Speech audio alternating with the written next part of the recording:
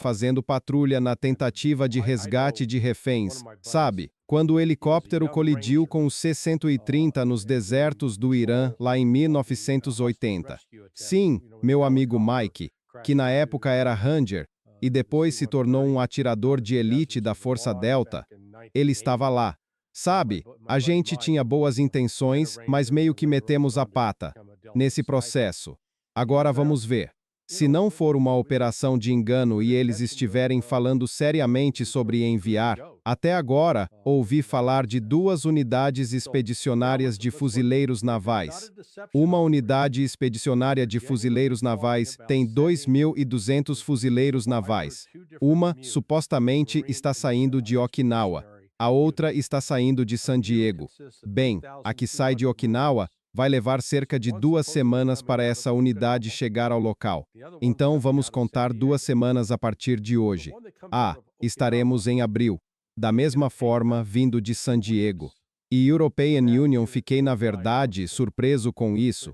European Union pensei que talvez o jeito mais fácil seria San Diego simplesmente começar a navegar para oeste. Não, eles descem pelo Canal do Panamá, atravessam o Atlântico, passam pelo Mediterrâneo até o Canal de Suez, depois pelo Mar Vermelho, e então entram em posição. Bem, os chineses sabem disso, os russos sabem disso, e tenho certeza de que estão compartilhando com os iranianos. Se aquela frota de fuzileiros realmente navegasse por essa rota, e se soubesse que os Estados Unidos estão mesmo sérios em pô-los em terra, European Union não ficaria surpreso se esse navio fosse afundado no Mar Vermelho antes mesmo de entrar em posição. Sabe, peicocição se somício soubesse possendasse esse naziziuastu. Sim, pi, et. Além disso, vai levar cerca de 17 a 19 dias para chegar lá. Então, de novo, temos todas essas reportagens alvoroçadas dizendo estão mandando tropas. Eles não vão chegar tão cedo, pessoal. Então não prendam a respiração. Não temos as capacidades de transporte de jornada nas estrelas. Para nos mover instantaneamente, teleporta-me, Scott. Não, nada disso está acontecendo. Mas se eles de fato planejam usar esses caras militarmente, estamos falando no máximo de 4.400 fuzileiros navais, o que anunciaram. Bem, compare isso com as operações do dia D na costa da Normandia. Isso envolveu 165.000 tropas desembarcadas, sem contar os paraquedistas que já tinham entrado antes, durante a noite, no interior. E os Estados Unidos estavam enfrentando posições defendidas, como há posições defendidas por todo o Estreito de Hormuz. A área de praia que atacamos no dia D tinha cerca de 50 milhas de norte a sul. O Estreito de Hormuz tem mais de 100 milhas de norte a sul. Ou seja, colocamos 165.000 tropas e tivemos dificuldade em estabelecer uma cabeça de praia. E agora vão enviar 4.400 contra posições defendidas e, de alguma forma, isso vai fazer os iranianos recuarem. Isso é loucura, loucura absoluta. Pois é. Desculpe, coronel, espere. Uma grande manifestação ontem em frente a Sanaa. Os Houthis estão em pé de guerra agora. Estão prontos para agir de novo. European Union me perguntava quando eles iam entrar no confronto. Sabia que provavelmente entrariam mais cedo ou mais tarde. Aparentemente decidiram, e isso foi um anúncio cerimonial dessa decisão. Então não tenho certeza se European Union gostaria de passar pelo Mar Vermelho. Esse é o ponto. Os Houthis, Ansar Allah e o coronel Wilkerson também disseram que, se os estados do Golfo tentarem usar seus interceptores aéreos para derrubar mísseis em direção a Israel, eles vão começar a combater. Parece que estão ansiosos, especialmente para voltar a lutar contra a Arábia Saudita. Com a Arábia Saudita, claro, eles têm contas a acertar por ali. É uma vendetta. Pois é. Então, não, European Union não passaria por ali. Mas qual é a sua reação a isso? Porque também se fala da Ilha Kark.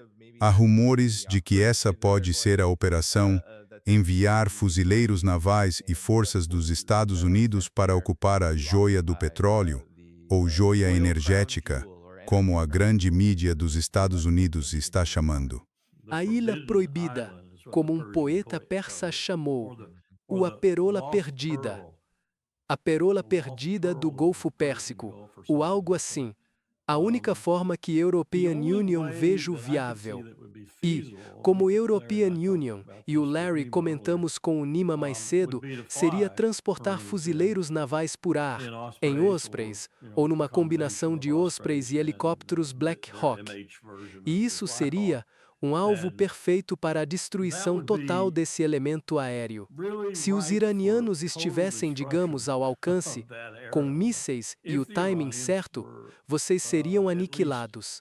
Provavelmente nem conseguiriam chegar ao solo. E se conseguissem chegar ao solo, seriam aniquilados logo em seguida. Não posso, sabe? Fazíamos isso o tempo todo na escola de guerra anfíbia. E usávamos a escola de guerra anfíbia, na faculdade de guerra e depois no colégio de comando e Estado C-Maior para fazer demonstrações.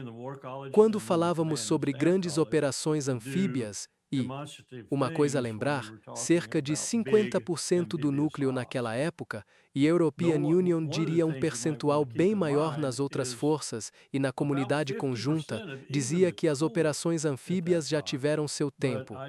Elas não vão mais ocorrer, porque, se acontecerem, todos os envolvidos na operação anfíbia vão morrer. E talvez alguns dos navios de apoio também sejam perdidos.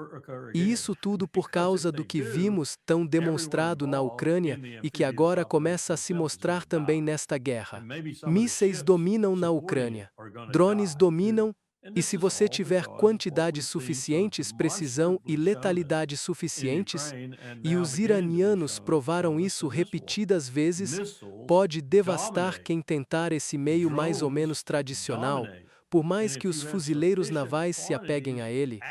Um bom indicador disso é como a Marinha se recusou a financiar muitos dos pedidos por novos navios anfíbios e similares. Na verdade, isso é o que restou. Isto é realmente o que restou. Simplesmente não é um modo de guerra que a European Union consideraria, especialmente nessas circunstâncias. Agora, se você for desembarcar em um país do terceiro mundo, quarto mundo, desculpem a expressão, mas costumávamos usar, sem muita força militar e com uma praia de areia adequada para desembarque, como as de San Diego ou do sul da Califórnia? Pois é, certo, mas isso é coisa do passado. Isso acabou. A menos que você esteja enfrentando uma potência militar de quarta, quinta ou sexta categoria. O Irã não é mais isso. Eles provaram isso. Eles o comprovaram. Pode ser algo de nicho, mas esse nicho domina o campo de batalha agora. Então não sei como fariam isso sem matar muita gente, principalmente fuzileiros navais. Pois é. Ei, mutem como você possivelmente potente com secund decisimol. Sim, é isso que a European Union estava me perguntando, Larry. Sabe, o Responsible Statecraft publicou um texto em reação a essa notícia dias atrás. E agora há mais relatos de que há um planejamento sério em curso, planejamento, se é que podemos chamar assim, na administração Trump. Mas Harrison Mann, ex-Gomajor do Exército, diz que tomar a joia da coroa do Irã seria uma missão suicida. Uma operação para manter o petróleo do Irã como refém, ocupando a ilha Karg, acabaria transformando em reféns os próprios participantes, entregando barrels ao regime. Larry, qual a sua avaliação, se puder acrescentar? Bem, de novo, não estamos aprendendo nada com a história. Vimos no Mar Negro que russos e ucranianos aprenderam uma lição com um afloramento rochoso, chamado Ilha da Serpente. No começo, os russos estavam lá. Os ucranianos atacaram. Os russos resistiram por um tempo e depois se retiraram. Os ucranianos embarcaram e acabaram abandonando aquela rocha porque você poderia bombardear o dia todo com fogo naval, drones, mísseis e bombas planadoras. Mesmo se você estivesse escondido num bunker na ilha, o que vai fazer? Essa fantasia toda de tomar a ilha Kargi, os Estados Unidos parecem ter personalidade múltipla.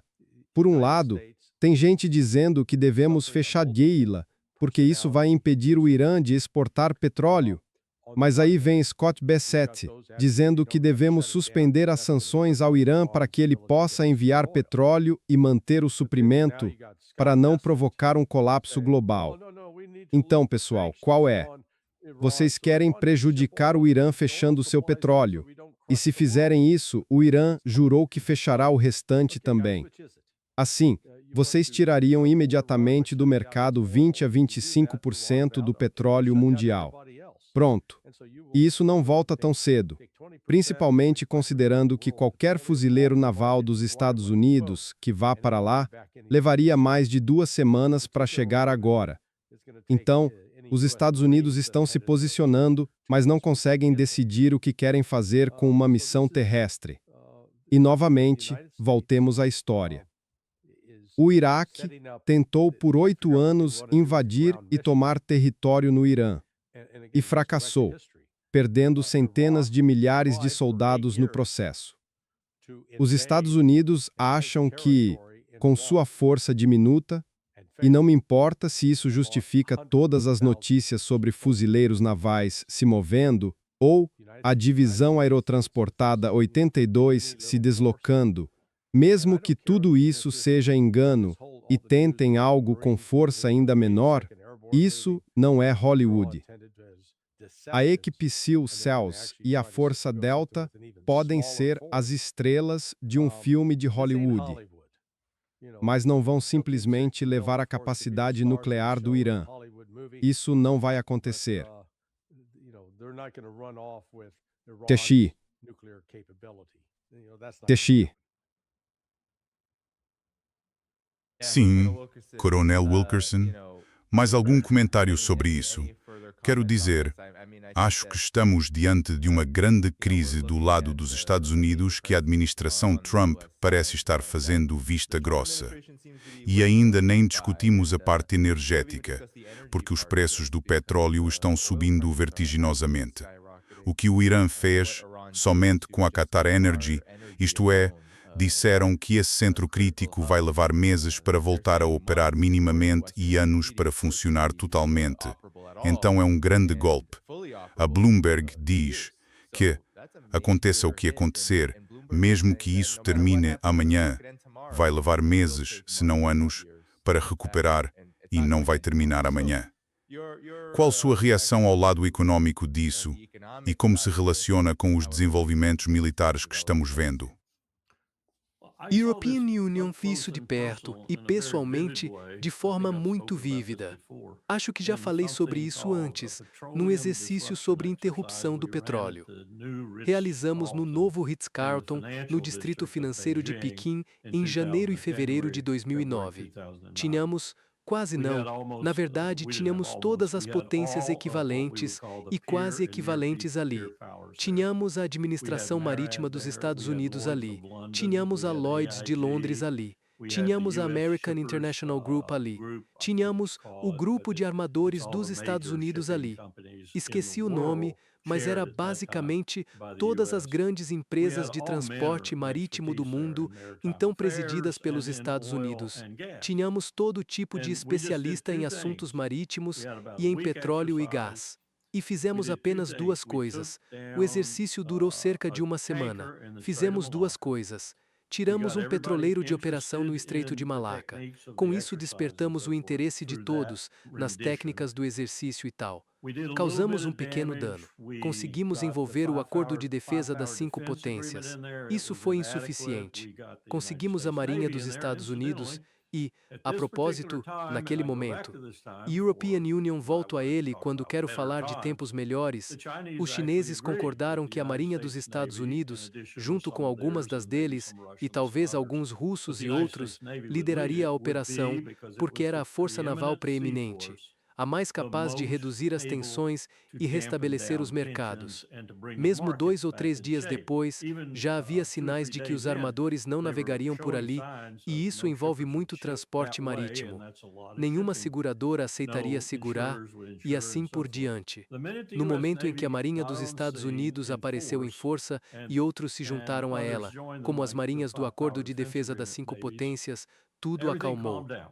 Tivemos, então, um interlúdio de discussões sobre o que havia acontecido e tal. Na iteração seguinte, derrubamos Ras Tanura. Na época, eram 8 milhões de barris por dia de capacidade de produção. Isso era, na época, o porto mais produtivo da Arábia Saudita. Compare com a Ilha Cargue hoje, 10, 12 petroleiros carregando ao mesmo tempo, prontos e indo embora em um dia. Produção enorme. Uau! Os armadores não navegariam. As seguradoras não aceitariam segurar. Ninguém estava recebendo petróleo e $300 por barril para o West Texas Intermediate, com o Brent Crude logo atrás. Esses eram os 2 únicos indicadores realmente significativos na época. Tivemos de entrar, e efetivamente entramos, numa longa discussão. O embaixador Chas Freeman pode contar tudo sobre isso. Ele foi o único do nosso lado que falava mandarim. Assim, ele podia entender as deliberações chinesas do outro lado da mesa. Tivemos de passar por uma enorme quantidade de discussões. A delegação chinesa, European Union, nunca tinha visto isso acontecer em um exercício de guerra ou simulação antes. Eles literalmente levantaram a mão e pediram para retornarem ao Ministério das Relações Exteriores. Sabíamos que alguns deles eram agentes de inteligência colocados no exercício, tínhamos outras pessoas presentes, pediram para voltar porque disseram que a decisão era tão monumental que, mesmo num exercício, precisavam de autorização para tomá-la. E fizeram isso, voltaram, e nós tomamos a decisão. Não me lembro de todo o teor da decisão, mas basicamente fizemos algo que o mundo teria achado impossível. Pegamos os suprimentos de petróleo do mundo e os redistribuímos por todo o globo. Enviamos, por exemplo, o petróleo do North Slope do Alasca para a Coreia pela primeira vez. Outra jogada incrível foi desviar uma carga enorme que ia para o Japão e para a Coreia e enviá-la para a China, porque a China estava muito prejudicada. O Japão, por exemplo, obtém 100% do seu petróleo do exterior. Portanto, dizer que aqueles foram tempos melhores é dizer a verdade. Foram tempos melhores. Na verdade, tomamos boas decisões. Não tenho dúvida de que isso era bastante realista, que poderíamos lidar com uma situação global crítica como aquela na época e o faríamos. Hoje não. Hoje não, porque, no fundo, o que estamos fazendo aqui, Donald Trump não tem a menor noção do que vou dizer. Pete Hegseth também não. Também não creio que Vance saiba, embora Peter Thiel possa ter-lhe dado algumas ideias. As pessoas por trás desta administração, e nem todas são dos Estados Unidos, as que controlam o dinheiro, o império dos Estados Unidos, querem derrubar a China. Esse é o verdadeiro propósito desta guerra no Irã para este país. É por isso que estamos travando esta guerra. Não acho que o presidente saiba disso. Mas isso não tem nada a ver com a capacidade nuclear do Irã.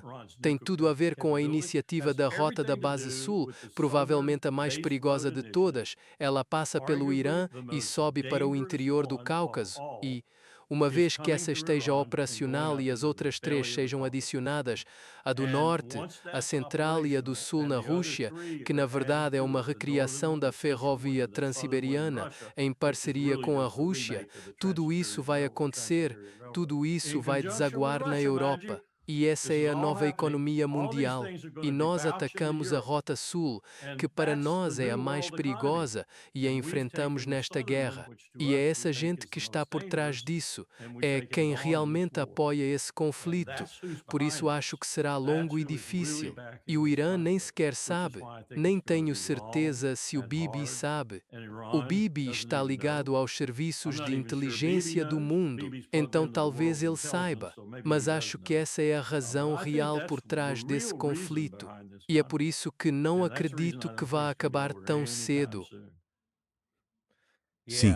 E isso levanta a questão, Larry, o que fazemos com o desespero que estamos vendo, especialmente de ambos os lados, de todas as partes agressoras, principalmente dos Estados Unidos e de Israel. Não sei se você viu isso, Larry. Isso foi o Donald Trump hoje, dizendo que sem os Estados Unidos a organização do Tratado do Atlântico Norte é um tigre de papel. Sempre engraçado ouvir isso, porque dá a entender que ele está chamando os Estados Unidos de tigre de papel, suponho. Eles não quiseram entrar na luta para impedir um Irã com capacidade nuclear.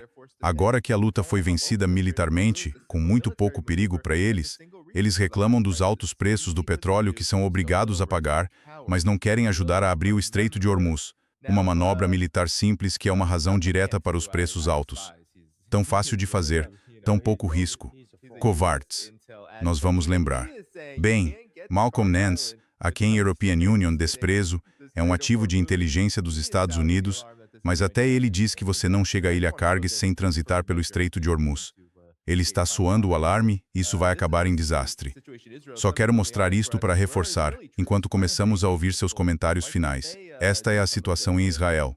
Algumas pessoas na plateia perguntavam: onde estão as tropas israelenses? Por que elas não estão sendo mobilizadas? Por que não podem realizar algumas dessas ações?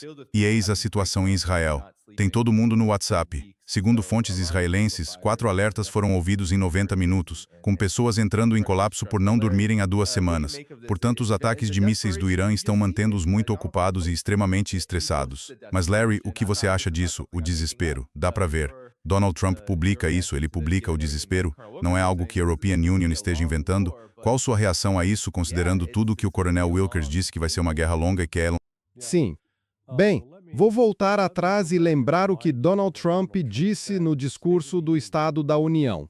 Peço desculpas ao coronel Wilkerson. Ele vai ter que ouvir isso de novo. Ele já ouviu isso antes com a NEMA. Mas é disso que Trump se gabava, falando de suas grandes conquistas no primeiro ano de governo. Ele disse, cito, "E isso foi 4 dias antes do início da guerra, antes de nós atacarmos o Irã ilegalmente em 28 de fevereiro. Em 24 de fevereiro ele disse, a gasolina, que chegou a mais de $6 por galão em alguns estados sob meu antecessor, foi honestamente um desastre. Agora está abaixo de $2,30 por galão na maioria dos estados e em alguns lugares $1,99 por galão. E quando visitei o grande estado de Iowa há apenas algumas semanas, até vi $1,85 por galão, o mais baixo em 4 anos e caindo rápido. Bom, agora está subindo como um foguete iraniano destinado a uma base militar dos Estados Unidos no Catar. Sei lá, na minha região, a gasolina subiu mais de $1 por galão nas últimas 2 semanas, 2 semanas e meia. Ainda não conferi hoje. Preciso ver agora. Vou até o posto só para ver o preço subindo. E as pessoas ficam balançando a cabeça. Então Trump tem um problema político enorme nas mãos. E essa é uma das razões pelas quais se vê essa sensação de desespero. Porque lhe disseram, bem, os israelenses lhe disseram, pelos sionistas, que, isso é moleza, temos isso infiltrado, temos um cara já nos altos escalões da Guarda Revolucionária Islâmica. Só precisamos matar essas pessoas. O regime vai desmoronar, o povo vai se levantar e protestar, e teremos controle do Irã em no máximo 2 semanas. 2 semanas no máximo. Bom, agora estamos entrando na 4ª semana, e não há fim à vista, por isso eles estão desesperados. E você também viu mudança na retórica, na Rússia, quero dizer no Irã, desculpe, em Israel. A esposa do Alistair Crook, a senhora Esslin, lê toda a imprensa em hebraico. Muitas vezes o que acontece em Israel é que divulgam uma versão em inglês, mas contam outra em hebraico. Eles pensam, esses americanos não entendem hebraico. Então é o seguinte, os israelenses passaram de falar sobre vencer e derrotar o Irã para agora dizer algo como, ok, meio que alcançamos nossos objetivos. E, sabe, talvez conseguimos pessoas mais razoáveis em cargos de liderança. então talvez precisemos encerrar isso. E foi isso que a European Union entendi da coletiva de imprensa do Bibi Netanyahu ontem, quando ele disse especificamente que, depois de 20 dias, posso dizer que o Irã hoje não tem capacidade de enriquecer urânio nem de produzir mísseis balísticos. Então vamos declarar vitória e voltar para casa. Isso é afirmar que eles não podem mais enriquecer urânio, que eles não produzem mais mísseis balísticos. Qual é a conclusão lógica na guerra? Então é aí que você vê o desespero European Union, acho, por parte de Israel e dos Estados Unidos. E, Danny, desta vez o Irã não vai parar. Podem parar, se quiserem. Israel pode parar. Não acho que o Irã vá parar. Sim, esse é um ponto muito bom, Coronel Wilkerson. Recebemos algumas perguntas da plateia. Talvez vocês dois possam responder rapidamente antes de encerrarmos. Tivemos uma pergunta. E quanto a Israel e aos Estados Unidos se renderem incondicionalmente, quais são as chances? E por que não estão usando bombardeio de artilharia naval? Acho que são duas boas perguntas, dado o que você acabou de dizer, Coronel Wilkerson. O Irã tem uma escolha aqui e eles disseram, quero dizer, estão sendo bem francos sobre isso. Dizem que não vão necessariamente parar a menos que determinadas exigências sejam atendidas. Então, Coronel, o que o senhor poderia fazer e o Larry? Bem, sobre bombardeio naval, a única coisa que posso dizer é, a menos que você tenha projéteis com alcance de cerca de 1.000 quilômetros, não vai haver bombardeio naval, porque seu navio seria destruído. Não dá para chegar perto o bastante. Você nem chegaria perto. Por que os porta-aviões ficam a 1.300 milhas náuticas? Porque sabem que o Irã tem mísseis que podem, se acertarem o Lincoln, o Ford ou qualquer outro porta-aviões, destruir aquela embarcação anfíbia chamada de porta-aviões que na prática não é. Com um Kalon Shah, acabou, está no fundo do mar e, infelizmente, provavelmente a maioria dos 5.000 marinheiros também, porque é um afundamento catastrófico quando se é atingido por um míssil de alta velocidade desses. Nós já estávamos muito preocupados com isso há muito tempo quando implementávamos nosso antigo plano no Pacífico contra os russos, porque eles iam lançar mísseis que voam rente ao mar e torpedos lançados por submarinos, que são extremamente eficazes, e iam lançar mísseis de alta velocidade, e iam lançar mísseis também no meio desse ataque. Então você teria 3 classes de mísseis atacando, uma mergulhando direto sobre você. E isso era uma versão inicial, por assim dizer, de um Resnik, e haveria submarinos disparando torpedos que subiriam por baixo e te partiriam ao meio. E a popa e a proa afundariam quase ao mesmo tempo, com toda a tripulação a bordo. Quer ver um pouco disso?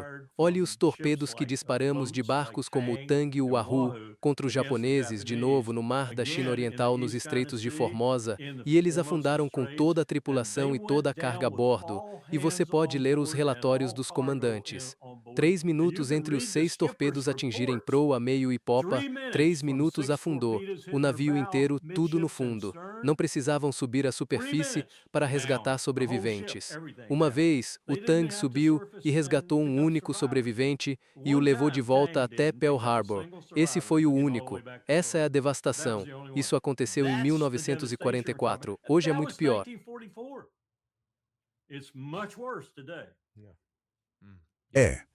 Larry, última palavra. Sim, concordo com o Coronel Wilkerson. Olha, se você chegar perto da costa, eles estão acabados, estão fritos. Então, o que percebemos é o limite do poder naval, assim como o limite do poder aéreo. Com certeza. Sem mais delongas, pessoal, vamos encerrar por aqui. Não esqueçam de clicar em curtir. Isso ajuda a manter a transmissão em destaque depois que acabarmos. E isso ajuda o Larry e o Coronel Wilkerson a divulgarem melhor sua mensagem. O blog do Larry está na descrição do vídeo, sonar21.com. Todos os lugares para apoiar este canal também estão lá. Quero agradecer a todos que enviaram superchats e aos novos membros. Muito obrigado por isso. Na verdade, vou me ausentar por um tempo, mas vou tentar fazer alguns programas curtos de manhã para manter as atualizações. Fiquem de olho nisso. Sem mais delongas, pessoal, cuidem-se e nos vemos no próximo programa. Tchau, tchau. Cuidem.